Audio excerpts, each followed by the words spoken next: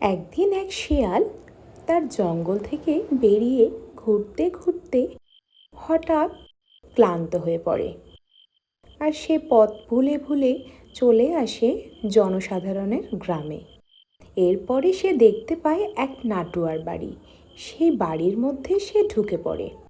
এরপরে মালপত্র যা আছে বাড়িতে সেগুলো ঘাটাঘাটি করতে গিয়ে পেয়ে যায় একটা মুখোশ, মানুষের মুখের এক চমৎকার নকল।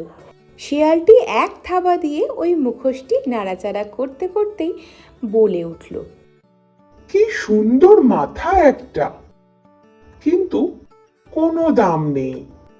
এর কারণ এটার ভেতরে এক ছটাকও মগজ নেই।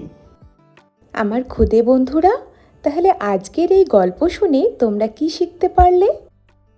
আজকে যেটা শিক্ষণীয় বিষয় ছিল সেটি হলো বুদ্ধি ছাড়া সুন্দর মুখের দাম সামান্যই। এই রকম শিক্ষামূলক ভিডিওগুলি দেখার জন্য অবশ্যই কিন্তু ভিডিও ভালো লাগলে একটা লাইক করে দিও, চ্যানেলটিকে অবশ্যই সাবস্ক্রাইব করে রেখো, আর বাকি খুদে বন্ধুদের সাথে অবশ্যই ভিডিওটি শেয়ার করো। খুব ভালো থেকো, টাটা।